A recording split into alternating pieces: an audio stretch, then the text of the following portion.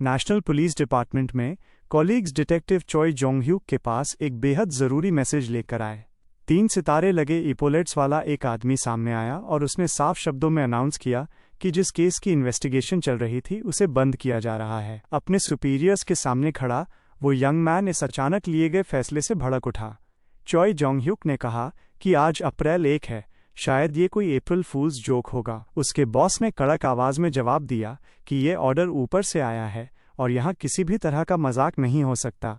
Detective ने आपत्ति जताई कि वे 200 मिलियन के फॉर्ज्ड बॉन्ड्स को यूं ही इग्नोर नहीं कर सकते। चीफ ने सख्ती से कहा कि जब ऑर्डर रिट्रीट करने का है तो रिट्रीट करना ही होगा। यंग पुलिस ऑफिसर इस पॉलिसी से बेहद असंतुष्ट था और उसने इसे साफ तौर पर रिजेक्ट कर दिया। चॉय जोंग ह्यूक ने कहा कि उसके सुपीरियर्स चाहें तो पीछे हट सकते हैं, लेकिन वो इस केस की इन्वेस्टिगेशन जारी रखेगा। उस आदमी ने डिटेक्टिव को जिद्दी कहा और डायरेक्ट ऑर्डर डिसोबे करने के लिए डांटा। ऑफिस में यंग मैन से कहा गया कि वो डिपार्टमेंट हेड का इस तरह विरोध नहीं कर सकता। उसके कॉलीग्स ने उसे वार्न किया कि चीफ जल्द कॉल करने वाला है और कैप्टन को जवाब देना ही पड़ेगा। चॉय जोंग ह्यूक ने फोन उठाया और खुद को इंटेलेक्चुअल क्राइम्स इन्वेस्टिगेशन डिपार्टमेंट का हेड बताया। फोन पर उसे एक ऐसी इंपॉर्टेंट खबर दी गई जो सीधे उसकी मिसिंग मदर से जुड़ी थी। ये सुनते ही डिटेक्टिव को उसकी मां की मौत की भयानक खबर मिली और उसका चेहरा गहरे दुख से बिगड़ गया। चॉय जोंग ह्यूक को यकीन नहीं हुआ कि उसने अभी क्या सुना है। जब उसे बताया गया कि उसे मॉर्ग जाना होगा तो वो झटके से खड़ा हो गया। उसके कॉलीग्स पूछने लगे कि क्या उसे सुपीरियर्स से कोई डिसिप्लिनरी एक्शन मिला है। डिटेक्टिव अचानक उछलकर खड़ा हुआ और बिना कुछ बताए वहां से भाग गया। उसके घबराए हुए कॉमरेड्स उसके पीछे चिल्लाने लगे और कम से कम एक्सप्लेनेशन मांगने लें। आंखों में आंसू लिए वो आदमी सोच रहा था कि उसकी मां के साथ ऐसा कैसे हो सकता है। कॉरिडोर में दौड़ते हुए चॉय जोंग ह्यूक की मुलाकात 2 कॉलीग से हुई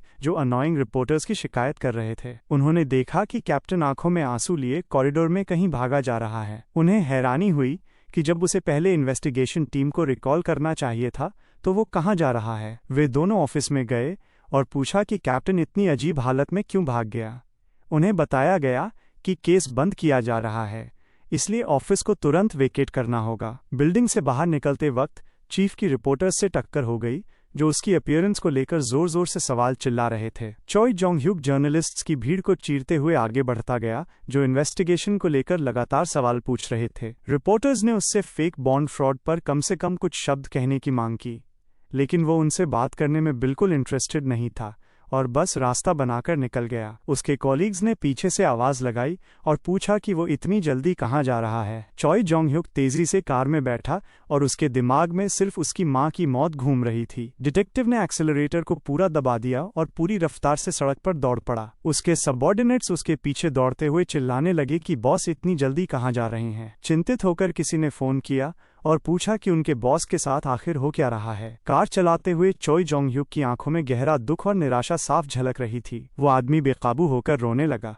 और यकीन नहीं कर पा रहा था कि ये सब एक क्रूअल रियलिटी बन चुका है। फोन पर उसे बताया गया कि बॉन्ड केस की वजह से पूरा डिपार्टमेंट उलट पुलट हो चुका है। कॉलीग्स ने रिपोर्ट किया कि ऊपर से लोग आ चुके हैं और पूरे डिपार्टमेंट को पूरी तरह रीऑर्गेनाइज किया जा रहा है। चॉय जोंग ह्यूक ने हिम्मत जुटाई और अपने दोस्त ह्यून सेओक को अपनी मां की मौत की भयानक खबर दी। ये सुनते ही उसके दोस्त ने कहा कि वो तुरंत उसके पास आ रहा है और उसे किसी बात की चिंता न करने को कहा। चॉय जोंग ह्यूक टूटने लगा और कहने लगा कि उसने पूरी जिंदगी काम में गुजार दी लेकिन अपनी मां के लिए कुछ भी नहीं कर पाया। उसके दोस्त ने उसे संभलने की विनती की और साइड में कार रोकने को कहा ताकि कोई बड़ा एक्सीडेंट ना हो जाए। इसी क्रिटिकल मोमेंट में सामने से आ रहे एक ट्रक का ड्राइवर पूरी तरह कंट्रोल खो बैठा। डिटेक्टिव ने एक तेज चकाचौंध कर देने वाली रोशनी देखी और समझ गया कि अब कॉलिजन टालना इम्पॉसिबल है। एक भयानक एक्सीडेंट हुआ जब एक विशाल ट्रक पूरी स्पीड से हेड ऑन आकर उसकी कार से टकरा गया। उसका सिर स्टीयरिंग व्हील से जोर से टकराया और वो गंभीर चोट के कारण बेहोश हो गया। ट्रक ड्राइवर को कोई चोट नहीं आई। वो कैबिन से बाहर निकला और एक्सीडेंट साइट पर डैश कैम खोजने लगा। रेक्ट कार के अंदर झांकने पर उसने देखा कि डिपार्टमेंट हेड टक्कर के बाद भी जिंदा था। चॉय जोंग ह्यूक के सिर में गहरी चोट थी लेकिन वो अब भी होश में था और किसी तरह टिके रहने की कोशिश कर रहा था। ट्रक ड्राइवर ने कहा कि अगर उसने केस बंद कर दिया होता तो आज उसकी मां जिंदा होती। ये सुनकर चॉय जोंग ह्यूक के मन में डर समा गया कि क्या उसकी जिद की वजह से उसकी मां मरी थी। वो अननोन विलेन घायल डिटेक्टिव की तरफ कुछ सिनिस्टर इरादों से बढ़ने लगा। कार से डैश कैम निकालते हुए उस स्काउंड्रल ने तंज भरी आवाज में गुड बाय कहा और एक्सीडेंट साइट से चला गया। चॉय जोंग ह्यूक ने क्रिमिनल की पहचान से जुड़ी बातें याद रखने की कोशिश की। उसकी कलाई पर स्नेक टैटू था, लकड़ी जैसी स्मेल थी और आवाज किसी बूढ़े आदमी जैसी थी। रेक्ट कार में हेल्पलेस पड़े डिटेक्टिव ने देखा कि एक दूसरा ट्रक तेज रफ्तार से उसकी ओर आ रहा है। उसने आंखें बंद कर लीं, अपनी मां का बदला लेने का सोचते हुए और अटैक की हर डिटेल याद रखने की कोशिश की। इसी बीच दूसरा विशाल ट्रक पूरी ताकत से डिपार्टमेंट हेड की कार को कुचल गया। चॉय जोंग ह्यूक ने आंखें खोलने की कोशिश की और लोगों को हैरानी से ये कहते सुना कि वो होश में आ रहा है। जब डिटेक्टिव ने आंखें खोलीं तो उसके चेहरे से खून बह रहा था और एक्सीडेंट के बाद उसका पूरा शरीर बेहद भारी लग रहा था। अतीत में वापसी। यंग मैन ने देखा कि कुछ अनजान थग्स अपने हाथों में क्लब्स पकड़े हुए साफ साफ लड़ाई की तैयारी कर रहे थे। चॉय जोंग ह्यूक को यह सिचुएशन कुछ जानी पहचानी सी लगी, जैसे वो फिर से 17 साल का हो गया हो और स्प्रिंग का मौसम लौट आया हो। डिटेक्टिव ने सोचा कि ये उसकी डाइंग मेमोरीज हैं, जो बिल्कुल उसी तरह दोहराई जा रही थीं जैसे उस दूर के बीते दिन की घटनाएं। उसने सोचा कि अगर उस समय उन थग्स ने उसे बुरी तरह घायल न किया होता तो वो जूडो की प्रैक्टिस जारी रखता। ऐसी हालत में वो शायद पुलिस ऑफिसर नहीं बनता, बल्कि जिंदगी में कोई बिल्कुल अलग रास्ता चुनता। शायद चॉय जोंग ह्यूक एक चैंपियन बन जाता या फिर पुलिस डिपार्टमेंट में काम करने की जगह जूडो कोच बनता। मौत से पहले मेमोरीज आंखों के सामने चमकने लगी और डिटेक्टिव ने सोचा कि उसे अपनी प्यारी मां को एक बार और देखना है। उसकी यादों में मौजूद लड़कों ने कहा कि उन्हें उसके पैसों से कोई मतलब नहीं है और उसे अपने काम से काम रखने की सलाह दी। चॉय जोंग ह्यूक को याद आया कि कैसे उसने उनकी रॉबरी रोकने की कोशिश की थी और अपने अंकल से कहा था कि आज वो इसके लिए बहुत बिजी है। उसकी यादों के स्कूल चिल्ड्रन चिल्लाने लगे कि वो बकवास कर रहा है और उसकी इंसुलेंस की सजा उसे जरूर मिलनी चाहिए। उन दूर की मेमोरीज में चॉय जोंग ह्यूक ने आंखें संकरी की और लड़ाई से पहले अपने ओपोनेंट्स को ध्यान से देखा। डिटेक्टिव ने अपने ओपोनेंट को देखा और सोचा कि वो इतना धीरे और अनाड़ी तरीके से क्यों हिल रहा है। उसने ओपोनेंट के स्टेप्स को ध्यान से देखा और उसकी फाइटिंग टेक्निक को तेजी से एनालाइज करने की कोशिश की। चॉय जोंग ह्यूक की नज़र उस इनएक्सपीरियंस्ड ओपोनेंट पर टिक गई और वो उसके खिलाफ डिसाइसिव अटैक की तैयारी करने लगा। डिटेक्टिव ने बिजली की रफ्तार से आगे झपट्टा मारा ताकि एक ही मूव में उस अनोइंग ओपोनेंट का काम तमाम कर सके। सिर्फ एक तेज मूवमेंट में ही उसने ओपोनेंट को पकड़ लिया और कुछ ही सेकंड्स में जमीन पर दबा दिया। चॉय जोंग ह्यूक ने बच्चों से कहा कि ये ग्रीवस बॉडीली हार्म है और यहाँ तक कि अटेम्प्टेड मर्डर भी माना जाएगा। उसने जोड़ा कि आर्टिकल्स 9 और 10 के तहत न तो बेवकूफ लॉ और न ही माइनर्स उन्हें पनिशमेंट से बचा पाएंगे। चेहरे पर पागलपन भरी एक्साइटेड स्माइल के साथ चॉय जोंग ह्यूक ने बच्चों से कहा कि अब उनका सब कुछ खत्म हो चुका है। Dam freaks. सभी स्कूल चिल्ड्रन ने उसके सामने खड़े गुस्से से भरे आदमी से निकल रही मर्डर की भयानक ऑरा को महसूस किया। एक गैंगस्टर चिल्लाने लगा और डिटेक्टिव से कहने लगा कि उनके पास मत आओ और हमला करने के बारे में सोचो भी मत। उस आदमी ने जवाब दिया कि उसके पास इन पेटी स्कूल बुलीज के साथ खेल खेलने का बिल्कुल भी समय नहीं है। चॉय जोंग ह्यूक बिजली जैसी स्पीड से फेंस की तरफ दौड़ा और एक ही जंप में आसानी से उसे पार कर गया। डिटेक्टिव ने सोचा कि इस समय उसे सिर्फ अपनी प्यारी मां को देखना है। उसने सोचा कि क्या वो उस उम्र में भी इतना तेज था। वो तो ये भी भूल चुका था कि ऐसा महसूस करना कैसा होता है। फेंस पार करने के बाद चॉय जोंग ह्यूक ने देखा कि एक लड़की यार्ड में शांति से अपने घर के गार्डन को पानी दे रही थी। डिटेक्टिव ने शालीनता से उस स्ट्रेंजर से माफी मांगी और कहा कि अगर उसकी अपीयरेंस से वो डर गई हो तो उसे अफसोस है। स्कूल गर्ल ने उसे रुकने को कहा और बताया कि उसके पास उसके लिए कुछ जरूरी है। लड़की ने चॉय जोंग ह्यूक के माथे पर खून देखा और उसकी हालत को लेकर सच्चे दिल से चिंता करने लगी। लेकिन चॉय जोंग ह्यूक को किसी और की चिंता की जरूरत नहीं थी, क्योंकि वो सिर्फ अपनी मां को देखना चाहता था। इसलिए वो आगे दौड़ पड़ा। लड़का पूरी ताकत से अपने घर की तरफ दौड़ा जब तक उसके शरीर में हिलने डुलने की ताकत बची हुई थी। डिटेक्टिव फेमिलियर स्ट्रीट्स और टेंट्स के बीच से दौड़ा और इतनी दूरी तय करने के कारण उसकी सांस फूल चुकी थी। चॉय जोंग ह्यूक समझ गया कि एक्सीडेंट के बाद उसकी कमजोर हालत में ये दौड़ उसके लिए कितनी मुश्किल थी। फिर लड़के ने अपनी प्यारी मां को देखा जो एक छोटे से ओपन टेंट में काम कर रही थी। वो औरत लोगों के लिए प्यार से स्वादिष्ट खाना बनाती थी और मोहल्ले में एक बहुत अच्छी होस्टेस के रूप में जानी जाती थी। जब चॉय जोंग ह्यूक ने अपनी मां को देखा तो उसकी आंखें खुशी और राहत के गर्म आंसुओं से भर गईं। वार्म स्माइल वाली इस काइंड वुमन ने अपने बेटे को देखा और खुशी से कहा, वेलकम। उसकी मां तुरंत अपने बेटे की चिंता करने लगी और पूछने लगी कि वो इतनी देर में वहां क्या कर रहा है। चॉय जोंग ह्यूक के सिर पर खून देखकर वो घबरा गई और पूछने लगी कि ये कैसे लगा और क्या हुआ। यंग मैन के दिमाग में बस एक ही ख्याल था, मुझे माफ कर दो माँ, मैंने कभी आपकी कदर नहीं की। औरत ने अपने बेटे को डांटना शुरू किया और कहा कि उसने उसे पलटकर वार करना सिखाया था, न कि बुलीज की मार चुपचाप सहने के लिए। माँ एक सच्चे केयरिंग पेरेंट की तरह चॉय जोंग-ह्युक को डांटती रही और हल्के हल्के उसकी पीठ थपथपाती रही। डिटेक्टिव ने सोचा कि ये फीलिंग्स मेमोरीज के लिए कुछ ज्यादा ही रियल लग रही थीं। लड़के को हैरानी हुई कि क्या वो किसी चमत्कार से अतीत में अपनी माँ के पास लौट आया है। ये एहसास होते ही चॉय जोंग-ह्युक ने अपनी प्यारी माँ को कसकर गले लगा लिया। डिटेक्टिव ने मन ही मन वादा किया कि इस बार वो उसे हर तरह के नुकसान से जरूर बचाएगा। तभी उसने एक अनजान औरत की आवाज सुनी, जिसने हैरानी से पूछा कि उसके साथ क्या हुआ है। ये सुख दरअसल पास के स्टॉल में काम करने वाली एक औरत थी, जो मार्केट में उसकी माँ की ही उम्र की थी। यंग मैन ने उसे तुरंत पहचान लिया और सोचा कि उसे ये चालाक औरत अच्छी तरह याद है। उस सस्पिशियस इंसान को देखते ही चॉय जोंग-ह्युक का हल्का एक्सप्रेशन तुरंत गुस्से में बदल गया। डिटेक्टिव जानता था कि उसका असली नाम सोंग यांगजा है और उसके खिलाफ फ्रॉड के 5 कन्विक्शंस हैं। चॉय जोंग-ह्युक समझ गया कि ये वही औरत है जो गंदे रियल एस्टेट डील्स में शामिल रही थी। ये स्विंडलर लोगों को इन्वेस्ट करने के लिए इकट्ठा करती थी और लगभग 3 साल तक उनका ट्रस्ट जीतती रही थी। उसकी माँ, जिसने पूरी जिंदगी पैसे बचाए थे, धोखा खाने के बाद पूरी तरह टूट गई और बेहद परेशान हो गई थी। चॉय जोंग-ह्युक को याद आया कि कैसे उसकी माँ रोती हुई उससे माफी मांग रही थी, ये कहते हुए कि वो जरूरत से ज्यादा भरोसा कर बैठी थी। उसे याद नहीं कि उसने क्या जवाब दिया था, लेकिन उसे अपना गुस्सा जरूर याद था, और ये भी कि उसने अपनी माँ को स्टूपिड कहा था। अब डिटेक्टिव को अपने उस व्यवहार पर बेहद शर्म आ रही थी और वो सोच रहा था कि वो कितना बुरा इंसान रहा है। चॉय जोंग-ह्युक के मन में एक दिलचस्प ख्याल आया, क्या वो अतीत की घटनाओं की दिशा बदल सकता है। कॉन आर्टिस्ट पास आई और बोली कि उसका बेटे देखने में एक बहुत रिस्पेक्टेबल मगर इमेच्योर यंग मैन लगता है। डिटेक्टिव की मां ने जवाब दिया कि उसका बेटा शक्ल से तो उसी पर गया है, लेकिन कद काठी उसके दिवंगत पिता जैसी है। यीसुक ने यह कहना शुरू किया कि कितना दुर्भाग्यपूर्ण था कि उसका पति इतना अच्छा बेटा छोड़कर चला गया और एक कार एक्सीडेंट में मर गया। ये सुनते ही यंग मैन को जबरदस्त गुस्सा आ गया। उसने अपनी मुट्ठियां भींच लीं और उसे घूंसा मारने का ख्याल आया, लेकिन चॉय जोंग-ह्युक ने खुद को रोक लिया और सोचा कि उसे अभी बोलने दिया जाए जब तक उसके पास ये मौका है। डिटेक्टिव जानता था कि वो उसके फ्रॉड को जरूर उजागर करेगा और इस स्विंडलर को कानून के मुताबिक जेल भिजवाएगा। चॉय जोंग-ह्युक ने अपनी मेहनती माँ की मदद करने का फैसला किया, जो मार्केट में काउंटर के पीछे दिन रात ईमानदारी से काम करती थी। औरत ने प्यार से अपने बेटे से कहा कि फिश केक्स को ज्यादा जोड़ने की जरूरत नहीं है, क्योंकि इतनी ज्यादा तो बिकेंगी भी नहीं। कभी कभी लड़के को खुद भी लगता था कि वो इस काम में जरूरत से ज्यादा डूब गया है और कुछ ज्यादा ही मेहनत कर रहा है। औरत ने उससे कहा कि जब तक वो सब कुछ पूरा नहीं कर लेता, उसे शांति नहीं मिलेगी। उसकी माँ ने चॉय जोंग-ह्युक को चेतावनी दी कि वो ज्यादा जोर से ना हंसे, नहीं तो उसके सिर की स्टिचेस खुल सकती हैं। लड़का सोचने लगा कि उसे पहले कभी एहसास ही नहीं हुआ था कि उसकी माँ पिछले 30 सालों से लगातार काम कर रही है।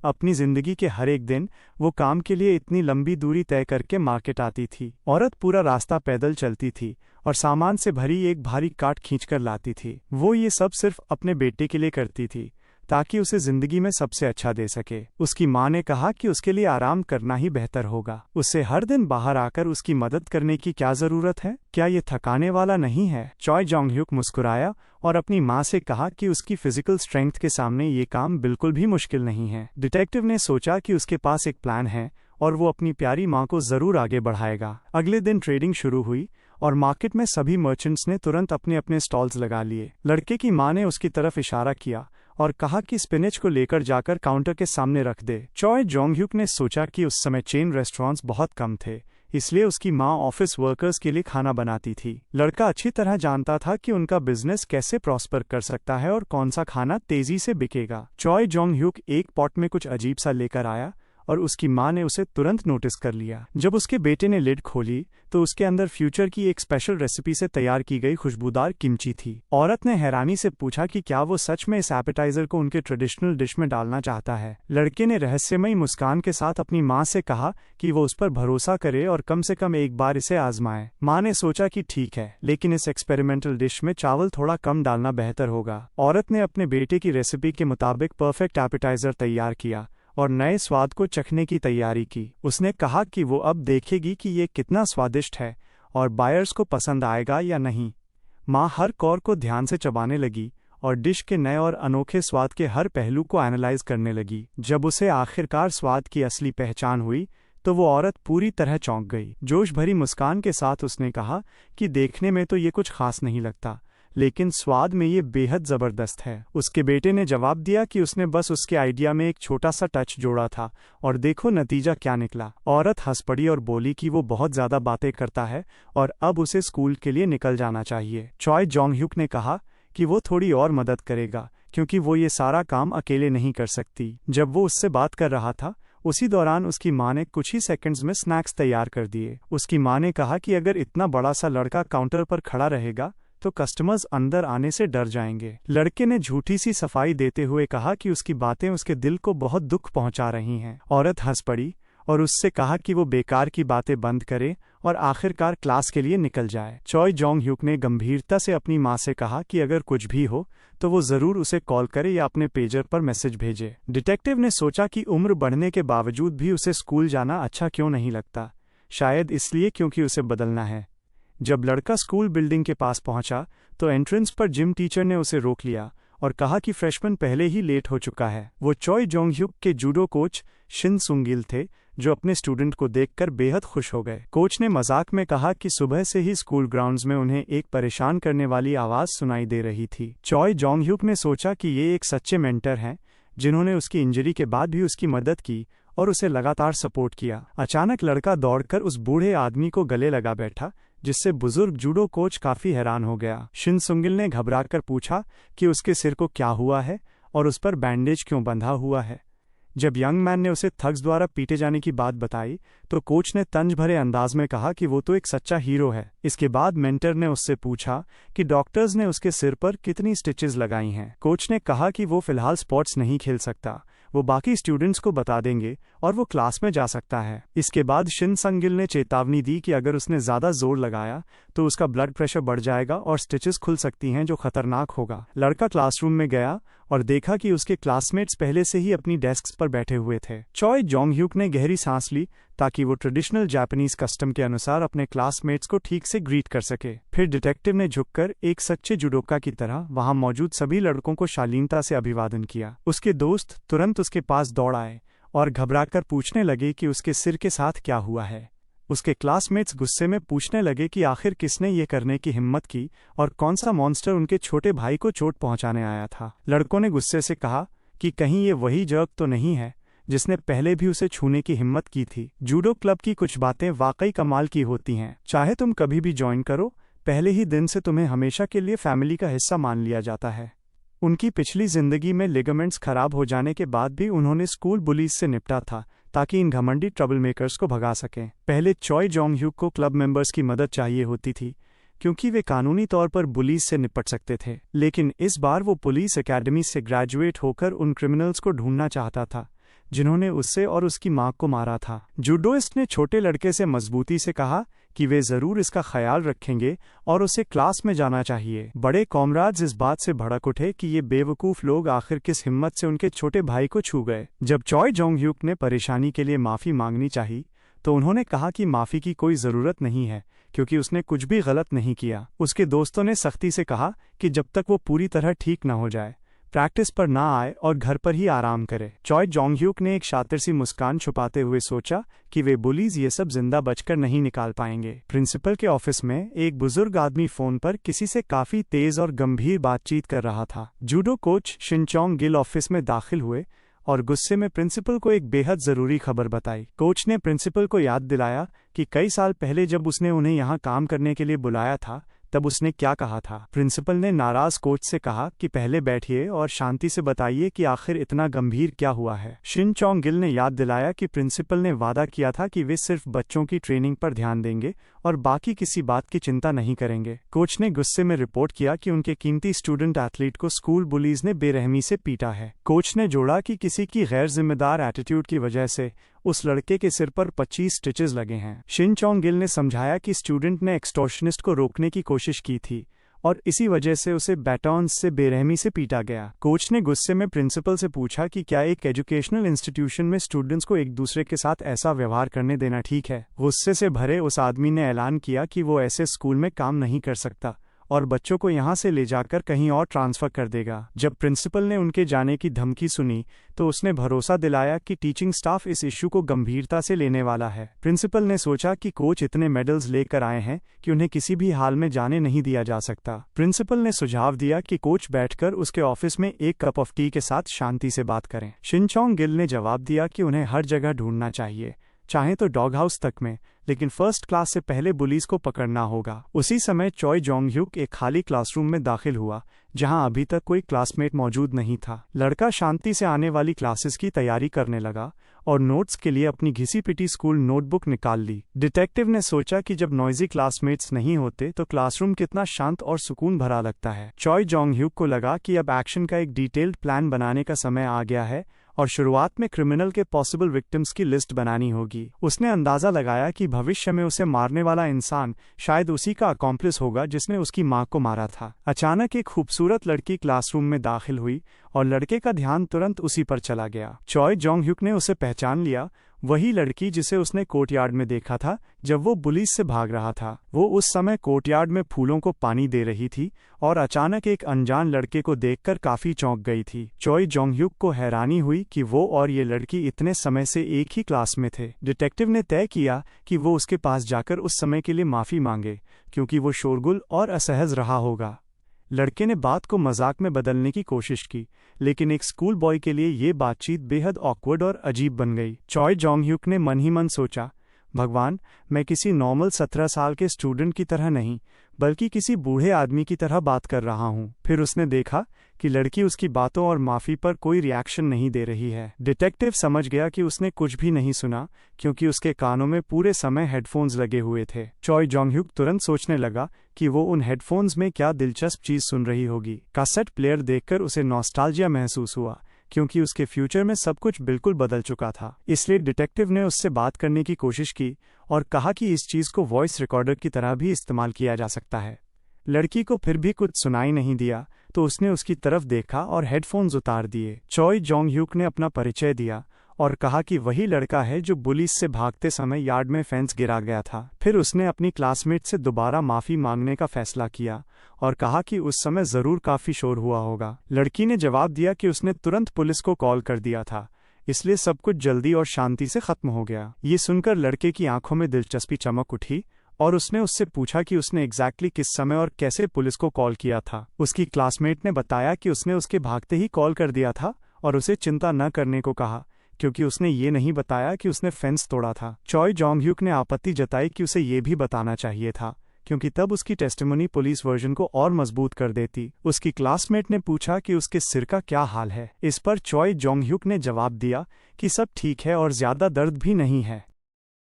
उसी पल कुछ अग्रेसिव दिखने वाले लड़के क्लासरूम में दाखिल हुए। उनका मूड साफ तौर पर खराब था और उन्होंने कहा कि आज उनका एथलीट काफी अच्छे हेल्थ में लग रहा है। पुलिस ने शिकायत की कि किसी ने पिटे हुए इडियट की चुगली कर दी, इसलिए स्कूल के पहले ही दिन उन्हें डांट पड़ गई। फिर वे चॉय जोंगह्यूक की तरफ मुड़े और आक्रामक लहजे में बोले, उठ खड़ा हो, तू डैम फ्रीकिंग जॉक। चॉय जोंगह्यूक को समझ आ गया कि कुछ गड़बड़ है और एक सीरियस फाइट होने वाली है, लेकिन उसे ये पसंद भी आ रहा था। एक बुली क्लासमेट गुस्से में डिटेक्टिव से पूछने लगा कि क्या वो अब भी क्लास के सब लोगों पर हंस रहा है। जब चॉय जोंगह्यूक अपनी पूरी ऊंचाई में खड़ा हुआ तो वो उस बुली से कई गुना बड़ा और लंबा निकला। मुस्कुराते हुए डिटेक्टिव ने कहा कि हाँ, वो सच में इस फ्रीक और उसके दोस्तों पर हंसा था। उसने जोड़ा कि असल में पैथेटिक कावर्ड्स वही लोग हैं, वो नहीं, क्योंकि उन्होंने मिलकर बैटॉन से उस पर हमला किया था। चॉय जोंगह्यूक ने अपने सिर की तरफ इशारा करते हुए कहा कि उन्हीं की वजह से वो लगभग अपना दिमाग खो बैठा था। ये स्टिचेस देखो।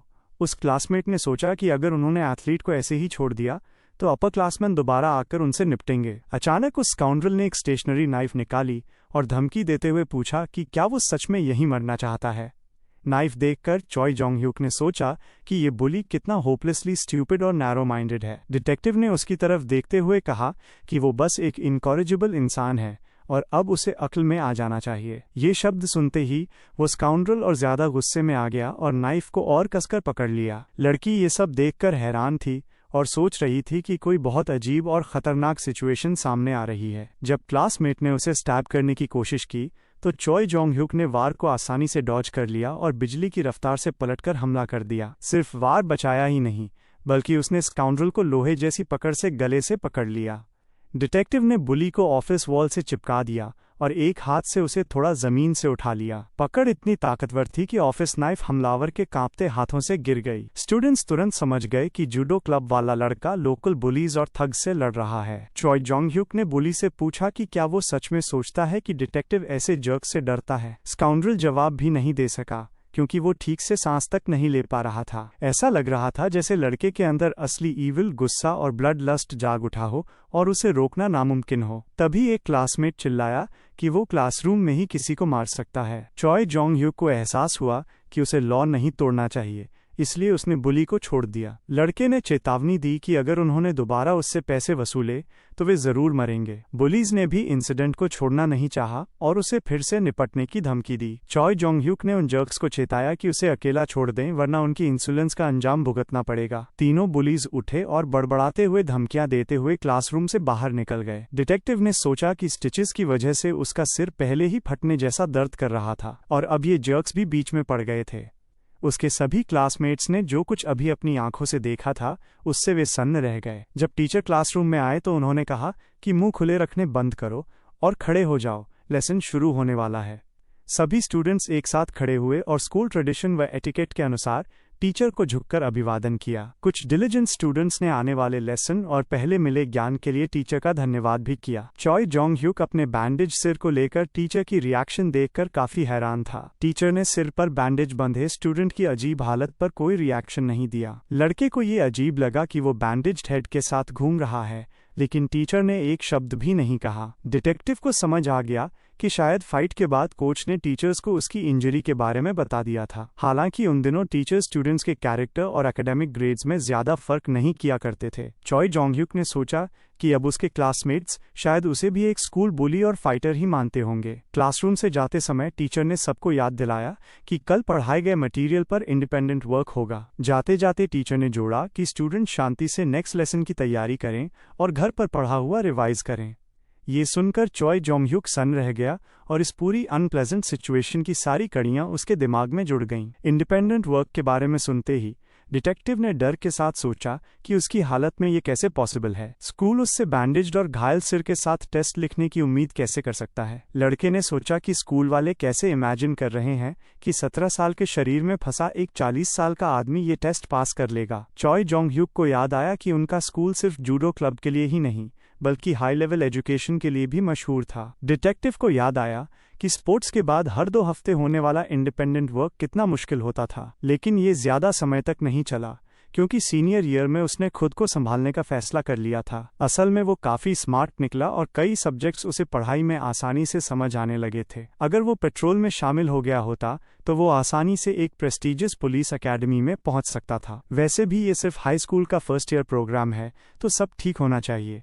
मैथ टेक्स्ट बुक हाथ में पकड़े हुए लड़के को एहसास हुआ कि ये मटेरियल उसके लिए काफी मुश्किल है। चॉय जोंग ह्यूक ने सोचा कि उसे तुरंत अपनी भूली बिसरी नॉलेज रिफ्रेश करनी होगी, नहीं तो वो सच में बहुत लंबे समय के लिए अपनी स्किल्स खो देगा। सबसे बड़ी बात ये थी कि उसे कल के टेस्ट में क्या आएगा, इसके बारे में उसे बिल्कुल कुछ भी याद नहीं था। डिटेक्टिव ने एक मेहनती क्लासमेट को देखा, उसकी आंखें चमक उठीं और उसने मन ही मन सोचा कि ये स्ट्रेट ए स्टूडेंट जरूर मदद करेगा। चॉय जोंग ह्यूक ने देखा कि उसका क्लासमेट मन लगाकर कल के टेस्ट की तैयारी कर रहा है, इसलिए उसने उसके पास जाने का फैसला किया। लड़के ने उसे ग्रीट किया और शालीनता से पूछा कि क्या वो एक छोटा सा फेवर मांग सकता है ताकि प्रेपरेशन में मदद मिल सके। डिटेक्टिव ने समझाया कि कल इंडिपेंडेंट वर्क है और उससे सही ढंग से तैयारी में मदद मांगी। चॉय जोंग ह्यूक ने जोड़ा कि अगर वो उसे अपने नोट्स दिखा दे तो वो उसकी मदद के लिए बहुत आभारी रहेगा। चश्मा लगाए उस क्लासमेट को हैरानी हुई कि चॉय जोंग ह्यूक खुद उसके पास आया है। स्ट्रेट ए स्टूडेंट को समझ नहीं आया कि ये जूडोइस्ट अचानक पढ़ाई में मदद के लिए उसके पास क्यों आया। हालांकि अटेंशन पाकर लड़का थोड़ा ऑकवर्ड महसूस कर रहा था, फिर भी उसने मदद करने के लिए हाँ कर दी क्योंकि मना करने की कोई वजह नहीं थी। चॉय जोंग ह्यूक ने ओके कहा और आदत में आकर उसका निकनेम लेकर लंच तक साथ पढ़ने का सुझाव दिया। फिर डिटेक्टिव को याद आया कि वो 40 साल का नहीं है तो उसने तुरंत खुद को सुधारा और ज्यादा सही शब्द बड़ी इस्तेमाल किया। इन दोस्ताना शब्दों से क्लासमेट और ज्यादा लाल हो गया और उसने सोचा कि उसकी जिंदगी में पहली बार किसी ने उसे बड़ी कहा है। लंच टाइम हुआ और स्टूडेंट्स अपने साथ लाए कंटेनर से घर का बना खाना और राइस निकालने लगे। सभी स्टूडेंट्स खाना चबाते हुए अपनी इंटेंस क्लासेस से ब्रेक लेते हुए आपस में बातें करने लगे। चॉय जोंग ह्यूक ने भी अपनी प्यारी माँ के छोटे स्नैक बार में बनाए गए स्वादिष्ट स्नैक्स खाए। जब डिटेक्टिव तय जगह पर पहुंचा तो उसने देखा कि उसका नर्डी क्लासमेट कहीं गायब है और आसपास नहीं है। हालांकि उन्होंने साथ पढ़ने का तय किया था, फिर भी लड़का मिसिंग स्ट्रेट ए स्टूडेंट को ढूंढने के लिए चारों ओर देखने लगा। चॉय जोंग ह्यूक को ये बहुत अजीब लगा क्योंकि ये मेहनती लड़का अभी अभी उसके साथ ही था। एक क्लासमेट डिटेक्टिव के पास आई और बोली कि अगर वो सूहो की बात कर रहा है तो उसे आखिरी बार कैफेटेरिया के पास देखा गया था। लड़की ने बताना शुरू किया कि टॉप स्टूडेंट को स्कूल बुलीज और होलीगन्स अपने साथ ले गए थे। ये सुनते ही चॉय जोंग ह्यूक को जबरदस्त गुस्सा आया और उसने सोचा कि उसे जितनी जल्दी हो सके अपने दोस्त को ढूंढना होगा। उस क्लासमेट ने पक्के लहजे में कहा कि वो सूहो को ढूंढने में जरूर मदद करेगी। दोनों तेजी से स्कूल कैफेटेरिया की ओर दौड़े ताकि अपने पिटे हुए क्लासमेट को जल्द से जल्द ढूंढ सकें। लड़का और लड़की कैफेटेरिया के हर कोने में तेजी से देखने लगे, हर जगह अपने मिसिंग क्लासमेट को ढूंढते हुए। डर के साथ उन्हें एहसास हुआ कि वो नहीं है और वे सोचने लगे कि बुलीज उसे कहाँ ले गए होंगे। फिर दोनों के दिमाग में एक ही ख्याल आया, काफी मुमकिन था कि सूहो को स्कूल की रूफ पर ले जाया गया हो। सूहो सच में रूफ पर खड़ा था, पुलिस द्वारा बेरहमी से पीटे जाने के बाद डर और दर्द से कांप रहा था। बेचारे लड़के को इन स्काउंड्रल्स ने बुरी तरह मारा था और उसके चेहरे पर घाव और नीले काले निशान पड़े हुए थे। चॉय जोंग ह्यूक समझ गया कि समय बर्बाद नहीं किया जा सकता, इसलिए वो तुरंत सीढ़ियां चढ़ने लगा। डिटेक्टिव और उसका क्लासमेट रूफ पर पहुंचे और अपने दोस्त को ढूंढने के लिए ध्यान से चारों ओर देखने लगे, लेकिन उन्हें रूफ पर कहीं भी वो नर्ड दिखाई नहीं दिया, जो बहुत ही अजीब और समझ से बाहर था। दोनों ने सोचा कि शायद वो वापस क्लासरूम चला गया हो, इसलिए वहां जाकर देखना चाहिए। उन्होंने इसी बात पर सहमति जताई और सोचा कि शायद यही सूहो के साथ हुआ होगा। जब चॉय जोंग ह्यूक रूफ से जाने वाला था तो उसकी नज़र कोने में किसी अजीब चीज पर पड़ी। वो कुछ ऐसा था जो खुली हुई वेंटिलेशन ग्रेट जैसा लग रहा था। डिटेक्टिव ने देखा कि उसका क्लासमेट रूफ के एक कोने में दुबका हुआ था, सबसे छुपते हुए। उन्हें देखते ही डर लगा कि इस बेचारे लड़के के साथ क्या क्या हुआ होगा। सूहो ने माफी मांगी और कहा, मुझे माफ करना, मैं टेस्ट के लिए साथ पढ़ने का वादा नहीं निभा पाया। स्ट्रेट ए स्टूडेंट ने समझाया कि कुछ बुलीज अचानक उसके पीछे पड़ गए थे और उससे उनके साथ जाना पड़ा, वो कुछ नहीं कर सका। चॉय जोंग ह्यूक ने अपने दोस्त से कहा कि उसके कपड़े पूरी तरह गंदे हो चुके हैं और उसे इसके लिए माफी मांगनी चाहिए। लड़के को समझ आ गया कि बुलीज बस अपना गुस्सा सूहो पर निकालना चाहते थे क्योंकि उसने उनका विरोध किया था। डिटेक्टिव को गुस्सा आ गया और उसने वादा किया कि वो इन स्काउंड्रल्स को बुलिंग की सजा जरूर देगा। चॉय जोंग ह्यूक के पेट में असली गुस्सा उठने लगा इस पूरी नाइंसाफी की वजह से। फिर उसने माफी मांगते हुए कहा, सॉरी, आज स्कूल कैफेटेरिया में मैंने ठीक से खाना नहीं खाया। उसके क्लासमेट्स को समझ नहीं आया कि वो खाने को लेकर इतनी अजीब सी बातें और माफिया क्यों मांग रहा है। इसके बाद डिटेक्टिव ने सुझाव दिया कि स्कूल के बाद पास के कैफे में चलकर स्वादिष्ट टुकबोकी खाएं। उन्होंने खाना खाया और इस बात पर बातें की कि स्कूल के बाद नॉर्मल मील मिलना कितना अच्छा लगता है। चॉय जोंग ह्यूक ने सोचा कि पास्ट में लौटने के बाद उसका शरीर इतना थक चुका है कि वो एक सर्विंग भी पूरा नहीं खा पा रहा। लड़कों ने वेंडिंग मशीन से और कॉफी ली और इस पर चर्चा करने लगे कि कौन सी कॉफी सबसे अच्छी लगती है। चॉय जोंग ह्यूक हंसने लगा और दोस्तों से कहा कि कॉफी और हाइट के बीच कोई रिलेशन नहीं होता। डिटेक्टिव ने एग्जाम्पल के तौर पर अपनी लंबी हाइट की तरफ इशारा किया और सभी उसकी बात पर हंस पड़े। चॉय जोंग ह्यूक ने अपने दोस्त की तरफ देखते हुए कहा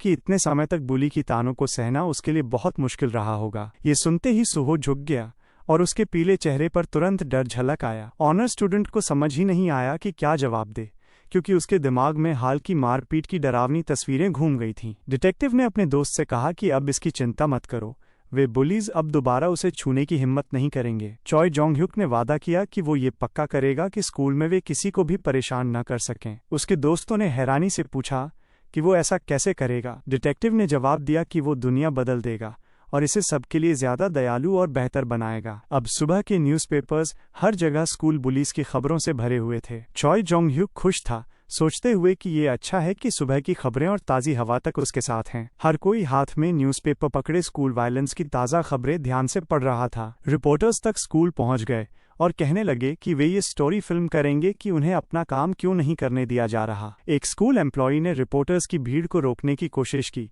लेकिन वे फिर भी बिल्डिंग की ओर दौड़ पड़े। चॉय जोंग ह्यूक इन बदलावों को देखकर खुश था, सोचते हुए कि चीजें कितनी तेजी से बदल रही हैं। रिपोर्टर्स ने सिर पर बैंडेज लगाए हुए एक लड़के को देखा और सोचा कि शायद उसे भी उन्हीं स्कूल बुलीज ने पीटा है। इसलिए जर्नलिस्ट्स और ज़्यादा जोर देने लगे और पूछने लगे कि क्या वे उससे कुछ ज़रूरी सवाल पूछ सकते हैं। वे डिटेक्टिव से कहने लगे कि वो इन स्कूल बुलीज के बारे में थोड़ा और बताए। लड़के ने पास खड़े टीचर से तंज भरे लहजे में पूछा कि आखिर हुआ क्या है और इतने सारे रिपोर्टर्स यहाँ क्यों इकट्ठा हो गए हैं। टीचर ने तुरंत कहा कि कोई खास बात नहीं है, बस क्लास में जाओ, ध्यान मत दो। चॉय जोंग-ह्युक संतोष भरी मुस्कान के साथ मुस्कुराया, यह समझते हुए कि आज के लिए वो खुद से और नतीजों से पूरी तरह संतुष्ट है। उसी समय एक पोस्टल वर्कर जर्नलिस्ट पाक यंगिल के पास आया और बोला कि उसके लिए एक पैकेज आया है, यहाँ देखिए। जर्नलिस्ट अपनी डेस्क पर बैठा था और उसने पोस्टमैन को धन्यवाद देते हुए कहा, डिलीवरी के लिए बहुत बहुत धन्यवाद। जब पाक यंगिल ने पैकेज खोला तो उसने सोचा कि ये किसने भेजा है। अंदर एक कैसेट और एक लेटर था, शायद कोई विटनेस।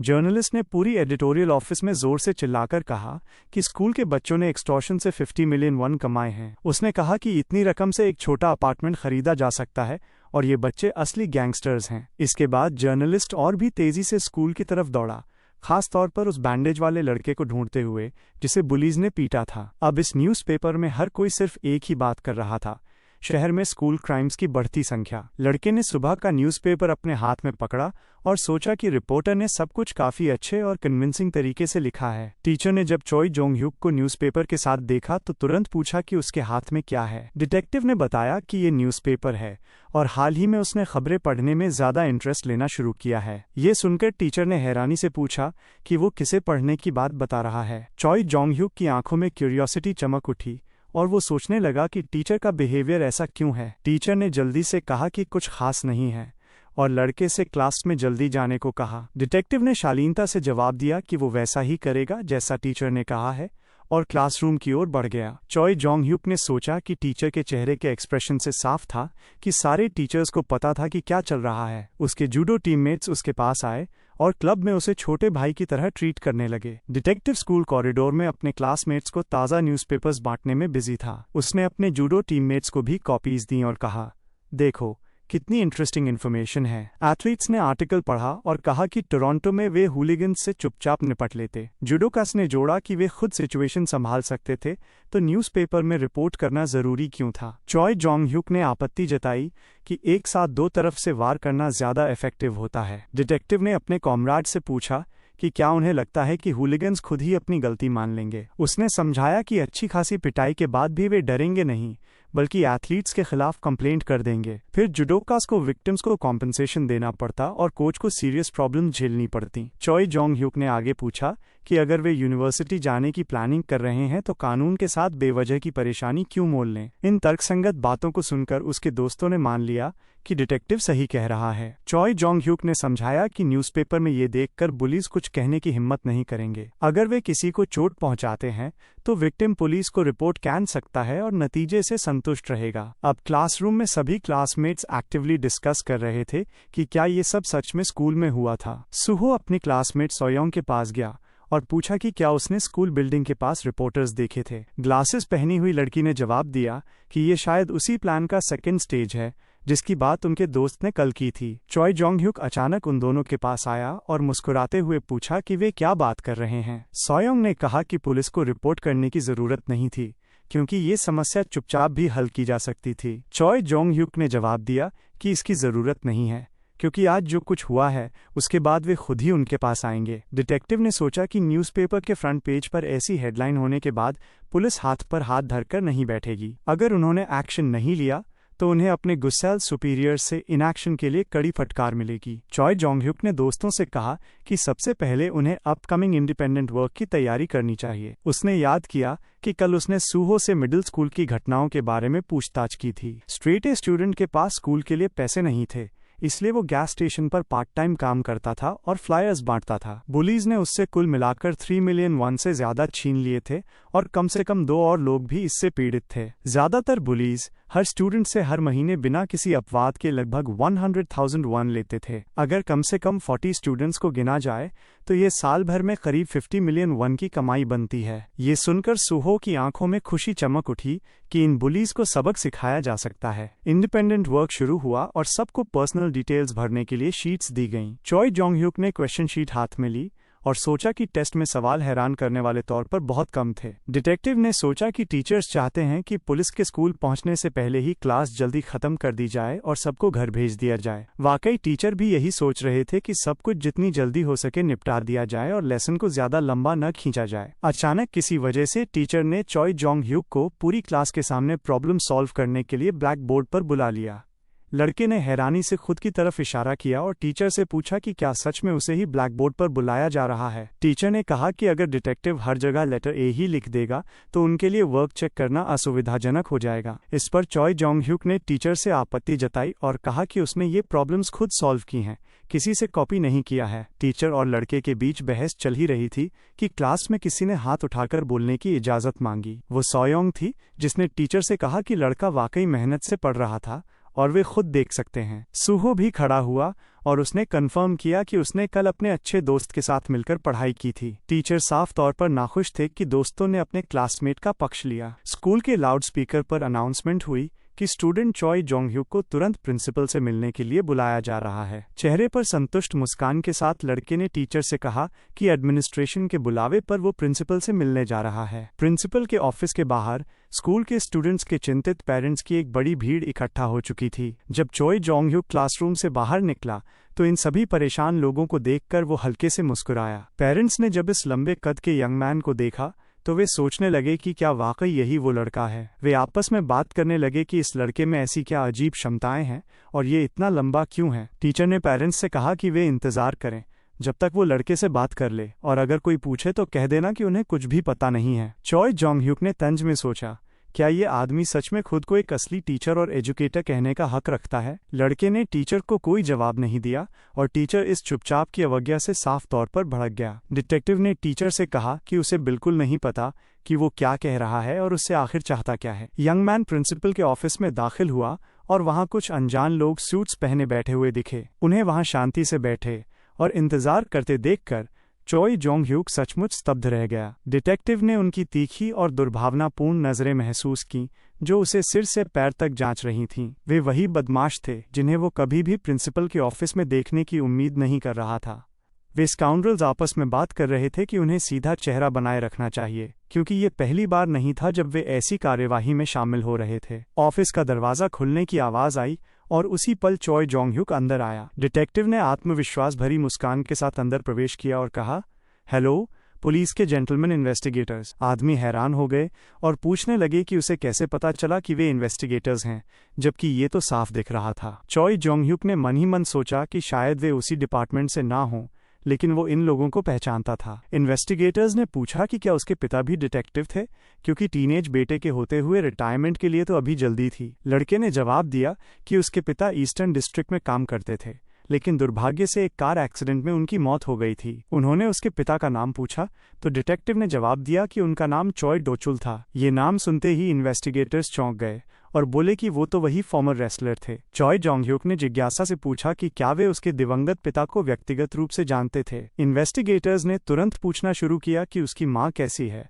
और क्या उसकी जिंदगी में सब ठीक है। एक इन्वेस्टिगेटर ने पूछा कि क्या यंग मैन जानता है कि उसे डायरेक्टर के ऑफिस में क्यों बुलाया गया है। डिटेक्टिव ने जवाब दिया कि हाँ, ये सब उसके टूटे हुए सिर की वजह से है, क्योंकि उसने न्यूज़पेपर में आर्टिकल देख लिया था। चॉय जोंग ह्यूक ने सोचा कि वो खुद एक फॉर्मर इन्वेस्टिगेटर रहा है, इसलिए वे लोग भी ये सब समझते होंगे। अब थोड़ा सांस रोककर लड़के ने इन्वेस्टिगेटर से कहा कि वो पहले उन्हें एक और ज़रूरी बात बताना चाहता है। डिटेक्टिव ने समझाया कि वो इन जर्क्स के खिलाफ कंप्लेंट दर्ज कराना चाहता है और सीरियस इंजरीज का केस शुरू करना चाहता है। ये सुनकर इन्वेस्टिगेटर्स ने पूछा कि क्या इसका मतलब ये है कि उसने सारी इन्फॉर्मेशन न्यूज़पेपर रिपोर्टर्स को दी थी। चॉय जोंग ह्यूक ने खुद को एक मासूम लड़के की तरह दिखाया, प्यारी सी मुस्कान के साथ, लेकिन वो इन्वेस्टिगेटर्स को अपने सारे कार्ड्स नहीं दिखाना चाहता था। फिर अचानक डिटेक्टिव ने ऑफिस में अपना व्यवहार बदलते हुए अचानक खड़े होकर बात शुरू कर दी। यंग मैन ने डिटेक्टिव से माफी मांगी कि उसने पुलिस से संपर्क करते समय सही प्रोसीजर फॉलो नहीं किया। चॉय जोंग ह्यूक ने समझाया कि बुली स्टूडेंट्स को परेशान कर रहे थे, लेकिन बात बहुत आगे निकल गई थी और टीचर्स इसे मजाक समझ रहे थे। पुलिस ने माना कि सिचुएशन वाकई भयानक थी और उन्होंने भी सोचा था कि टीनेजर्स बस आपस में मजाक कर रहे होंगे। एक ऑफिसर ने कहा कि जब उसने न्यूज़पेपर में आर्टिकल देखा तो उसे तुरंत किसी वेल प्लान्ड एक्शन का शक हुआ। इन्वेस्टिगेटर ने जोड़ा कि डिटेक्टिव ने बिल्कुल सही काम किया है। जब और कोई रास्ता ना बचे तो पब्लिक सपोर्ट लेना जरूरी हो जाता है। इसके बाद डिटेक्टिव्स ने उससे कहा कि वो डिटेल में बताए कि वो इस केस को आगे कैसे बढ़ाना चाहता है। यंग मैन ने जवाब दिया कि वो सबसे पहले उन लोगों को पकड़ना चाहता है जिन्होंने उसे पीटा था, और उसके बाद सभी विक्टिम्स को इकट्ठा करना चाहता है। चॉय जोंग ह्यूक चाहता था कि उन्हें बिना किसी डर के गवाही देने का मौका मिले, क्योंकि उसे पूरा यकीन था कि उसके सुपीरियर्स इस केस पर नजर रखे हुए हैं। इन्वेस्टिगेटर्स ने जवाब दिया कि ये बच्चा कई सालों का लॉ एनफोर्समेंट एक्सपीरियंस रखने वाले सीजन्ड पुलिस ऑफिसर की तरह बात कर रहा है। डिटेक्टिव ने कहा कि वो उन पर अटेम्प्टेड मर्डर का चार्ज लगाना चाहता है, जिसका मतलब था कि उन्हें वही अमाउंट चुकानी होगी जो वो बताएगा। चॉय जोंग ह्यूक ने साफ किया कि जिन लोगों ने उसे स्टिक से मारा था वे 20 मिलियन ईच देंगे और बाकी लोग ज्यादा से ज्यादा 10 मिलियन देंगे। लड़के ने यह भी कहा कि उसने विक्टिम्स और बुलीज दोनों के सभी नाम लिख रखे हैं, जिसके लिए वो बहुत आभारी था। पुलिस ऑफिसर्स ने कहा कि ये ठीक है और डिटेक्टिव किम ऑफेंडर्स के पेरेंट्स को स्टेशन बुलाकर उनके स्टेटमेंट्स लेगा। इस बातचीत के बाद सबसे पहला काम ये किया गया कि पेरेंट्स को प्रिंसिपल के ऑफिस में बातचीत के लिए बुलाया गया। गुस्से में भरे पेरेंट्स ने इन्वेस्टिगेटर से पूछा कि ये सब क्या हो रहा है और किसने हिम्मत की कि स्कूल में उनके साथ ऐसा बर्ताव करे। एम्प्लॉई ने पेरेंट्स से कहा कि अगर वे नहीं चाहते कि उनके बच्चे जेल जाएं, तो उन्हें ज्यादा शोर मचाने के बजाय शांति से पेश आना चाहिए। ये सुनकर एडल्ट्स हैरान रह गए और गुस्से में पूछने लगे कि उनके बच्चों को जेल क्यों जाना चाहिए। पेरेंट्स चिल्लाने लगे कि उन्हें इसकी कोई वजह नहीं दिखती, क्योंकि लड़के ने तो अपने आप स्टिचेस लगवा लिए थे और बस विक्टिम बनने का नाटक कर रहा था। इन्वेस्टिगेटर ने जवाब दिया कि अगर विक्टिम से एग्रीमेंट करके स्टेटमेंट विथड्रॉ नहीं किया गया तो बच्चों को कड़ी सजा का सामना करना पड़ेगा। डिटेक्टिव ने जोड़ा कि भगवान का शुक्र है कि लड़के ने अभी तक ऑफिशियल कंप्लेंट दर्ज नहीं कराई है और अब भी सब कुछ ठीक करने का मौका है। उसने पेरेंट्स से कहा कि वे समझते हैं कि उनके बच्चे सच में लंबे समय के लिए जेल जा सकते हैं। इन्वेस्टिगेटर ने समझाया कि उन्हें विक्टिम के साथ कुछ भी जबरदस्ती करने की जरूरत नहीं है, लेकिन विक्टिम के बारे में सोचना जरूर पड़ेगा। इन्वेस्टिगेटर ने पेरेंट्स को समझाया कि उन्हें ये समझना चाहिए कि उनका काम एक एमिकेबल एग्रीमेंट तक पहुंचना है, क्योंकि इस सिचुएशन में लॉ और माइनर्स उनके बच्चों को प्रोटेक्ट नहीं करेंगे। चॉय जोंग ह्यूक ने ये सब सुना और चीफ से पूछा कि अटेम्प्टेड मर्डर में एवरेज मॉरल डैमेज कॉम्पेंसेशन कितना होता है। इन्वेस्टिगेटर ने प्रोफेशनल तरीके से जवाब दिया कि अटेम्प्टेड मर्डर के लिए 25 मिलियन एंड कॉम्प्लिसिटी के लिए लगभग 15 मिलियन होते हैं। इसके बाद लड़के ने संतोष के साथ कहा कि उसे उम्मीद है कि यहाँ मौजूद हर किसी ने सुन लिया होगा कि वो डैमेज के बदले कितनी फेयर अमाउंट चाहता है। डिटेक्टिव ने जोड़ा कि फुल कॉम्पेंसेशन के बिना कोई दूसरा अग्रीमेंट पॉसिबल नहीं है। वो जानता था कि ऐसे मामलों में अगर कॉम्प्रोमाइज नहीं हुआ तो सजा अडल्ट क्रिमिनल्स जैसी ही होती है। और जब लड़के ने ये सब साफ साफ कह दिया तो एक्सपीरियंस्ड इन्वेस्टिगेटर्स से उसे अपनी बातों की पूरी प्रोफेशनल पुष्टि भी मिल गई। जब हूलिगन्स के पेरेंट्स ने ये सुना तो वे इस स्कूल बॉय की हिम्मत देखकर पूरी तरह स्टन रह गए। हैरानी से उनके मुंह खुले रह गए। लड़के ने चालाक से मुस्कान के साथ कहा कि उनकी बिगड़ी हुई एक्सप्रेशंस देखकर उसका दिल तक एक पल के लिए रुक गया था। चॉय जोंग ह्यूक ने उन्हें याद दिलाया कि उन्हें उन कई स्कूल चिल्ड्रन को भी भारी कॉम्पेंसेशन देनी होगी जो एक्सटॉर्शन के विक्टिम्स रहे हैं। उसने न्यूज़पेपर के आर्टिकल की तरफ इशारा करते हुए कहा कि बुलीज महीनों से लगभग 40 स्कूल चिल्ड्रन से लगातार पैसे वसूल रहे थे। पेरेंट्स तब और भी डर गए जब उन्हें एहसास हुआ कि उन्हें अपने बच्चों की हरकतों की कितनी बड़ी कीमत चुकानी पड़ेगी। चॉय जोंग ह्यूक यही नहीं रुका और चेतावनी दी कि पूरा कॉम्पेंसेशन देने के बाद भी उनके बच्चों को जुवेनाइल डिटेंशन सेंटर भेजा जा सकता है, क्योंकि ये एक काफी सीरियस क्राइम है और सब कुछ कोर्ट के फाइनल डिसीजन पर निर्भर करता है, इसलिए पनिशमेंट के सभी ऑप्शंस पॉसिबल हैं। इसके बाद लड़के ने डिसाइसिवली कहा कि अब उसके लिए जाने का समय हो गया है और उसे अपनी स्कूल वर्क पर ध्यान देना है। जाने से पहले उसने पराजित बुलीज की तरफ देखा और कहा कि उन्होंने सब कुछ खुद सुन लिया है और वो उम्मीद करता है कि उन्हें दोबारा कभी ना देखे। आंखों में बेबसी के आंसू लिए बुलीज को एहसास हो गया कि उन्होंने सच में गलत इंसान से पंगा ले लिया था, ऐसे इंसान से जिसे छेड़ना नहीं चाहिए था। इस सारे ड्रामा के बाद इन्वेस्टिगेटर्स ने प्रोफेशनली स्कूल रैकेटियरिंग के दूसरे विक्टिम्स से कंफर्मिंग स्टेटमेंट्स लेना शुरू कर दिया। चॉय जोंग ह्यूक ये देखकर संतुष्ट था कि उसका केयरफुली थॉट आउट प्लान कितनी परफेक्ट तरीके से काम कर गया था,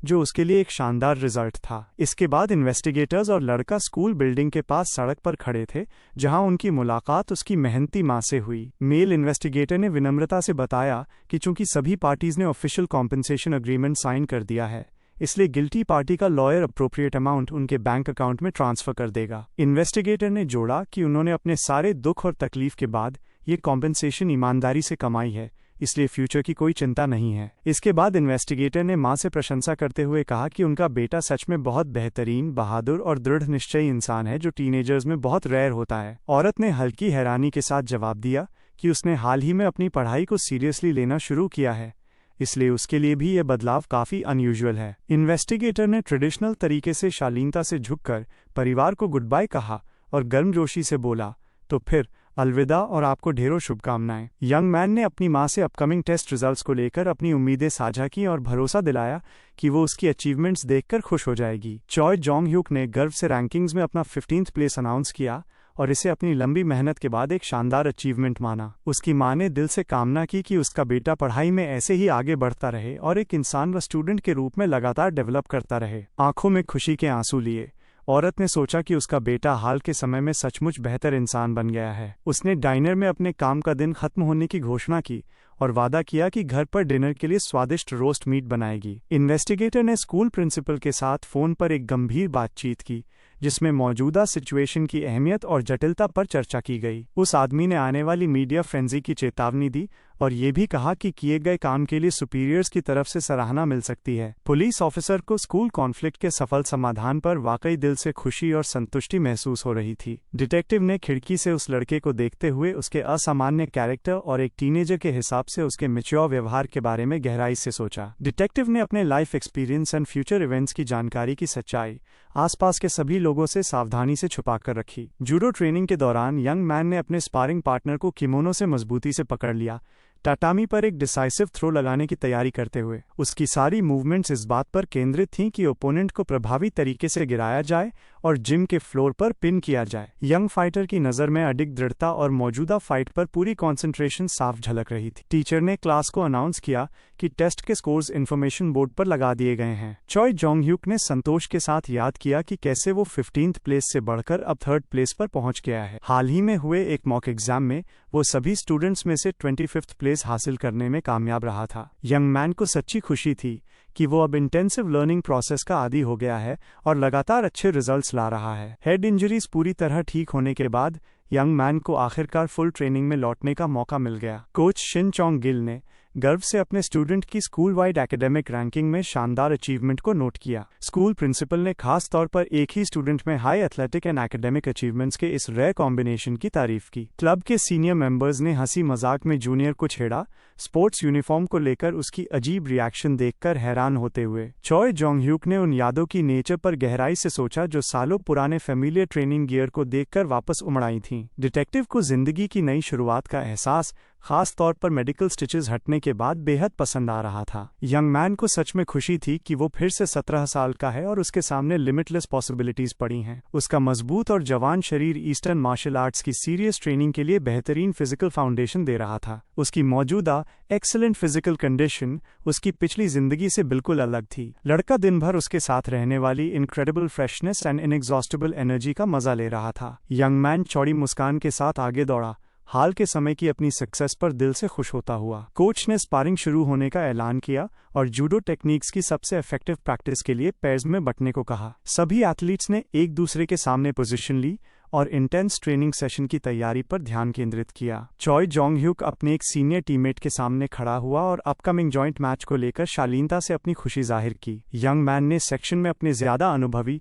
स्पारिंग पार्टनर के साथ फाइट से पहले अपनी सांसों को कंट्रोल करना शुरू किया। सीनियर कॉमराड ने सोचा कि जूनियर हाल के दिनों में कुछ ज्यादा कॉकी एंड ओवर कॉन्फिडेंट हो गया है। एक्सपीरियंस जुडोका के चेहरे पर एक चालाक मुस्कान आई और उसने इस घमंडी बच्चे को थोड़ा जमीन पर लाने का फैसला किया। सीनियर ने जूनियर के किमोनो को तेजी से पकड़ा, एक क्लासिक थ्रो लगाने और उसे पीठ के बल गिराने का इरादा करते हुए। यंग मैन के चेहरे पर दृढ़ निश्चय था, लेकिन भीतर कहीं कुछ ऐसा था जो उसे पूरी ताकत से लड़ने से रोक रहा था। जैसे जैसे दोनों ने अपनी पकड़ कस ली, दोनों एथलीट्स एडवांटेज की तलाश में टाटमी पर सक्रिय रूप से हिलने डुलने लगे। चॉय जोंग ह्यूक को अपने भीतर अजीब सी फीलिंग्स महसूस होने लगीं, जिन्हें वो समझ भी नहीं पा रहा था और न ही किसी को समझा सकता था। उसे ऐसा लगने लगा कि आसपास की हर चीज धीमी हो गई है, जैसे समय सामान्य से कई गुना धीरे चल रहा हो। यंग मैन ने महसूस किया कि उसका सीनियर कॉमरेड सिर्फ हल्का वार्म अप नहीं बल्कि एक सीरियस फाइट के मूड में है। अचानक यंग मैन ने एक टेक्निकल ट्रिप लगाया जिससे क्रिटिकल मोमेंट पर उसका ओपोनेंट बैलेंस खो बैठा। इस मैन्यूवर की वजह से दोनों फाइटर्स एक साथ जिम की सॉफ्ट टाटमी मत पर गिर पड़े। सीनियर कॉमरेड गुस्से में था कि उसने जूनियर की इतनी बेधड़क एंड अनएक्सपेक्टेड ट्रिप को नोटिस ही नहीं किया। चॉय जोंग ह्यूक को अपनी हरकत पर शर्म आई और उसने माफी मांगते हुए कहा कि उसका पैर गलती से फिसल गया था, उसका कोई मलिशियस इरादा नहीं था। एक्सपीरियंस जुडोका ने चालाक मुस्कान के साथ नोट किया कि जूनियर पूरी तरह रिकवर हो चुका है और उसने मैच दोबारा करने का सुझाव दिया। कोचेस स्पारिंग को ध्यान से देख रहे थे, अपने स्टूडेंट्स की टेक्निक में इंटरेस्टिंग मोमेंट्स को नोट करते हुए। मेंटर्स इस बात से हैरान थे कि जूनियर फाइटर में सीनियर के मुकाबले कितनी ज्यादा फिजिकल स्ट्रेंथ है। चॉय जोंग ह्यूक ने सोचा कि सीनियर जानबूझकर उसे प्रोवोक कर रहा है और अपनी सुपीरियरिटी दिखाना चाहता है। यंग मैन समझ गया कि वो खुद का मजाक नहीं बनवा सकता और उसे डिसाइसिव एक्शन लेना होगा। कोचेज आपस में चर्चा कर रहे थे कि यंग मैन बेसिक मूव्स के बजाय बार बार कॉम्प्लेक्स टेक्निक्स क्यों इस्तेमाल कर रहा है। डिटेक्टिव ने मन ही मन याद किया कि कुछ महीनों में वो ब्रॉन्ज जीतेगा और कोरियन नेशनल टीम में जगह बना लेगा, लेकिन अभी उसने अपने सीनियर टीममेट्स में से इस मजबूत मगर इनएक्सपीरियंस्ड एथलीट को आसानी से संभाल लिया था। पिछली जिंदगी में एक गंभीर इंजरी की वजह से उसके पेट का 2/3 हिस्सा निकालना पड़ा था, जिसके बाद उसका बहुत वजन कम हो गया था। उस पूरे समय में वो रियल फाइट्स में अलग अलग जूडो टेक्निक्स इस्तेमाल करता रहा था एंड अब उसके पास बेहतरीन फिजिकल एबिलिटीज थीं। नतीजतन अब उसके पास ऐसी इनक्रेडिबल एबिलिटीज हैं जिन पर उसे खुद भी यकीन करना मुश्किल लगता है। इस रफ्तार से वो ओलंपिक गोल्ड मेडल जीत सकता है एंड आसानी से पुलिस एकेडमी में दाखिला ले सकता है। एथलीट्स ने इनक्रेडिबल रिजल्ट्स दिखाए, 40 मीटर की दूरी सिर्फ 5 सेकंड्स में तय की और 100 किलोग्राम वजन वाले ओपोनेंट्स को गिरा दिया। एथलीट्स ने आसानी से करीब 190 सेंटीमीटर लंबे फुटबॉल प्लेयर्स के ऊपर से छलांग लगा दी। चॉय जोंग ह्यूक को याद आया कि मसल टोन बनाए रखने के लिए उसने पुलिस ऑफिसर के तौर पर काम करते हुए इन टेक्निक्स को कैसे स्टडी किया था। कोच ने नोट किया कि इन मॉन्स्टर्स के साथ ट्रेनिंग करना स्पष्ट रूप से फायदेमंद रहा है, जो फिजिकल फॉर्म में आए अचानक बदलाव को समझाता है। यंग मैन ने मेंटर की बात से सहमति जताई और पूछा कि अगर किसी को आपत्ति न हो तो क्या वो जा सकता है। जब सभी एथलीट्स चले गए तो कोचेज आज की ट्रेनिंग सेशन में हुई घटनाओं पर आपस में चर्चा करने के लिए पीछे रुक गए। चॉय जोंग ह्यूक थोड़ा टेंस हो गया, सोचते हुए कि क्या कोचेज ने ट्रेनिंग मेथड्स वाली उसकी बातों पर भरोसा किया होगा। कोचेज ने यंग मैन से कहा कि वो टेक्निक्स और मेथड्स का डिटेल डिस्क्रिप्शन ईमेल के जरिए भेज दे। फोन कॉल खत्म होने के बाद कोचेज इस बात से हैरान थे कि यंग मैन ने सब कुछ कितनी तेजी से ऑर्गेनाइज कर लिया। यंग मैन मुस्कुराया और बोला कि अमेरिकन्स ने सारी मटेरियल्स ईमेल से भेजने पर सहमति दे दी है। शिन चोंग गिल अपने स्टूडेंट की कंप्यूटर के जरिए कॉन्टैक्ट्स बनाने की क्षमता और उसकी बेहतरीन इंग्लिश नॉलेज देखकर दंग रह गए। यंग मैन ने समझाया कि दुनिया के लिए ओपननेस का दौर जल्द आने वाला है, इसलिए बदलाव के लिए पहले से तैयारी जरूरी है। मेंटर्स ने पूछा कि अमेरिकन्स इतनी आसानी से ट्रेनिंग इंप्रूव करने वाली मटेरियल्स देने के लिए क्यों मान गए। चॉय जोंग ह्यूक ने जवाब दिया कि ये सिर्फ ट्रेनिंग है, कोई स्टेट सीक्रेट नहीं। खुद को एक इंटरेस्टेड स्टूडेंट के तौर पर इंट्रोड्यूस करते हुए कोच ने कहा कि बड़ी पावर के लोग सच में ज्यादा खुले और ब्रॉड माइंडसेट वाले होते हैं। यंग मैन ने सुझाव दिया कि मेंटर को जापानीज जूडो स्कूल से कांटेक्ट करके उनकी ट्रेनिंग मटेरियल्स भी मांगनी चाहिए। शिन चोंग गिल ने सोचा कि क्या ये प्रोडिजी इतनी कॉरेस्पॉन्डेंस करने लायक जापानीज जानता भी है। यंग मैन ने रहस्यमयी मुस्कान दी, अपनी सारी एबिलिटीज और नॉलेज एक साथ उजागर न करने का फैसला करते हुए। जल्द ही ट्रेनिंग प्रोग्राम्स ईमेल से आने लगे, जो सभी के लिए एक सुखद सरप्राइज था। कोचेज इस बात से चकित थे कि अमेरिकन ऑफिस से रिक्वेस्टेड मटेरियल्स इतनी जल्दी मिल गईं। कोच इस बात से बेहद खुश था कि जिम के लिए हाल ही में खरीदा गया प्रिंटर आखिरकार काम आ रहा था। यंग मैन ने रिपोर्ट किया कि कई स्कूल से संपर्क की कोशिश के बावजूद जापानीज ने मटेरियल्स शेयर करने से मना कर दिया। सबने माना कि जापान आज भी एक्सपीरियंस शेयरिंग के मामले में काफी क्लोज्ड कंट्री बना हुआ है। डॉक्यूमेंट्स मिलने पर कोच ने नोटिस किया कि इन्फॉर्मेशन की मात्रा बेहद ज्यादा है और इसे ट्रांसलेट करने में काफी समय लगेगा। चॉय जोंग ह्यूक ने अंदाजा लगाया कि रिकवरी और असिस्टेंस से जुड़ी मटेरियल्स को ट्रांसलेट करने में कम से कम 2 मंथ्स लगेंगे। शिन चोंग गिल इस बात से प्रभावित थे कि अमेरिकन्स ने रिकवरी और फर्स्ट एड की मटेरियल्स भी शेयर की थीं। मेंटर ने ऐसे डॉक्यूमेंट्स दिखाए जिनमें वुंड्स को बैंडेज करने और सही तरीके से असिस्टेंस देने की डिटेल जानकारी थी। कोच ने माना कि वो इंग्लिश टेक्स्ट नहीं समझ पा रहे हैं, लेकिन इन मटेरियल्स का ट्रांसलेशन सबसे पहले करना जरूरी है। उसने ट्रेनिंग के दौरान किसी भी मोमेंट इंजरी हो जाने की पॉसिबिलिटी बताते हुए नॉलेज को जल्दी अप्लाई करने की इंपॉर्टेंस पर जोर दिया। दूसरे कोच पार्क सांगमुक हॉल में दिखाई दिए, अपनी सिग्नेचर ग्रीन स्पोर्ट्स यूनिफॉर्म में अलग ही नजर आते हुए। ये आदमी हेड कोच के टेक्निकल असिस्टेंट, टीम डॉक्टर और सेक्शन एडमिनिस्ट्रेटर तीनों रोल्स निभाता था। पार्क सांगमुक स्टूडेंट्स के पेरेंट्स से, खुद हेड कोच से भी ज्यादा बार मिलता रहता था। चॉय जोंग ह्यूक ने प्रिंटेड मटेरियल्स उठाई और समझ गया कि अब जिम से निकलकर घर जाने का समय हो गया है। कोचेस वाकई दिल से खुश थे कि उनकी सेक्शन में इतना टैलेंटेड और प्रोएक्टिव स्टूडेंट शामिल हुआ है। शिन चोंग गिल ने अपने असिस्टेंट को कॉफी पीने और हाल की घटनाओं पर चर्चा करने के लिए इनवाइट किया। दोनों ने ताजगी भरे ड्रिंक के कुछ घूंट लिए और सेक्शन में आए बदलावों पर विचार किया। कोचेस इस बात से हैरान थे कि हाल के समय में यंग मैन कितना बदल गया है। मेंटर्स ने इस संभावना पर चर्चा की कि क्या कुछ समय के लिए उसे सिर्फ एकेडमिक्स पर फोकस कराया जाए। पार्क सांगमुक ने सुझाव दिया कि फिलहाल यंग मैन को ऑब्जर्व किया जाए, क्योंकि वो पहले ही नई टेक्निक्स इस्तेमाल करने लगा है। हेड कोच ने सहमति जताई कि देखा जाए कि वो किसमें ज्यादा एक्सेल करता है, जूडो में या स्टडीज में। उन्होंने तय किया कि अपकमिंग स्पोर्ट्स कैंप से पहले लड़के की कंडीशन और प्रोग्रेस पर ज्यादा नजर रखी जाएगी। सीनियर स्टूडेंट सुनो आज के मैच में अपने जूनियर से हारकर काफी अपसेट था। पार्क सांगमुक ने उसे याद दिलाया कि कंपटीशन में सुनो की पार्टिसिपेशन फी पहले ही पेड है और जूनियर को आगे बढ़ाने से प्रॉब्लम्स खड़ी हो सकती हैं। कोच सोचने लगा कि क्या लड़के को पढ़ाई के लिए भेजना सही रहेगा, लेकिन ट्रेनिंग कैंप बहुत जल्द शुरू होने वाला था। मेंटर्स समझते थे कि स्पोर्ट्स सेक्शन को चलाने के लिए पैसा जुटाना कितना मुश्किल होता है। चॉय जोंग ह्यूक स्कूल और ट्रेनिंग के बाद एक प्रोडक्टिव दिन के बाद अच्छे मूड में घर लौटा। अपार्टमेंट में फैली बीफ रिब्स की खुशबू घर की गर्माहट और अपनापन महसूस करा रही थी। यंग मैन ने सजी हुई टेबल देखकर अपनी माँ से मजाक में पूछा कि क्या उन्होंने लॉटरी जीत ली है। औरत हंसी और बोली कि कोई लॉटरी नहीं है, बस उसने अपनी सेविंग्स इस्तेमाल की हैं। उसके बेटे ने हैरानी से पूछा कि इतने लिमिटेड फैमिली बजट में इतने पैसे कहाँ से आ गए। माँ मुस्कुराई और बोली कि रीसेंट इवेंट्स की वजह से अब उनके पास 10 मिलियन है। औरत ने धीरे धीरे बेहतर अपार्टमेंट में शिफ्ट होने की पॉसिबिलिटी की बात की, अगर पैसा समझदारी से इन्वेस्ट किया जाए। यंग मैन इन प्लान से थोड़ा पजल था, क्योंकि उसे उनका मौजूदा घर काफी कंफर्टेबल लगता था। औरत ने अपनी आंट यून का जिक्र किया, जिन्होंने मनी को प्रिजर्व करने के लिए डॉलर्स और गोल्ड में इन्वेस्ट करने की सलाह दी थी। ये सुनकर चॉय जोंग ह्यूक ने नजरें फेर लीं और फैमिली के अपकमिंग फाइनेंशियल डिसीजंस के बारे में गहराई से सोचने लगा। यंग मैन ने अपनी माँ से पूछा कि क्या उसने ईसॉन को उसके फादर और हाल ही में मिली कॉम्पनसेशन के बारे में बताया है। अगली सुबह औरत पहले ही अपनी शॉप में काम कर रही थी और बड़ी संख्या में आने वाले कस्टमर्स के लिए खाना तैयार कर रही थी। दुकान के पास होममेड फूड खरीदने वालों की एक बेहद लंबी लाइन लग चुकी थी। दूर से ये सब देखते हुए ये सुख जलन महसूस कर रही थी। ट्रेड में महिला की सक्सेस उसे अनफेयर लग रही थी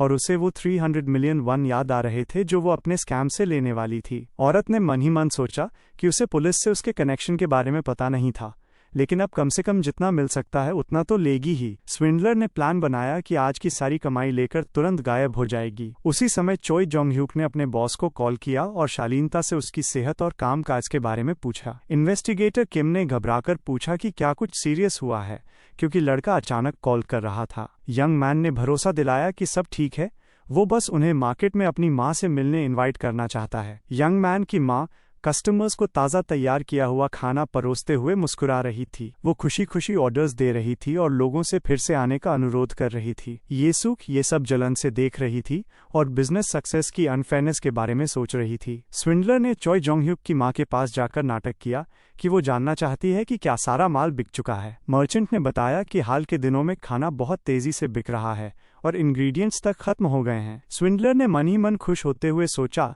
कि आज वो इस नाइव औरत की पूरी कमाई ले जाएगी। अचानक स्विंडलर सतर्क हो गई।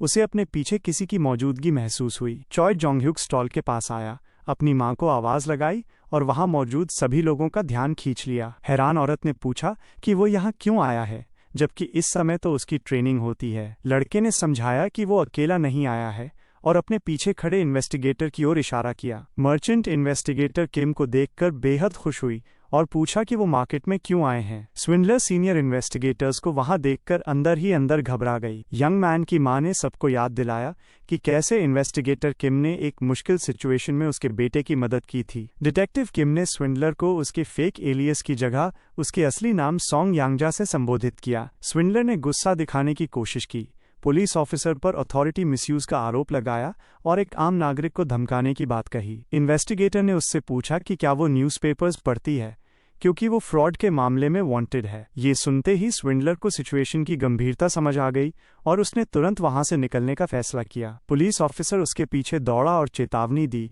कि जस्टिस से भागने की कोशिश बेकार है। मोड़ के पास दूसरे पुलिस ऑफिसर्स पहले से ही मौजूद थे जिन्होंने क्रिमिनल का रास्ता रोक लिया। स्विंडलर ने डर के साथ महसूस किया कि वो पूरी तरह फंस चुकी है और भागने का कोई रास्ता नहीं बचा।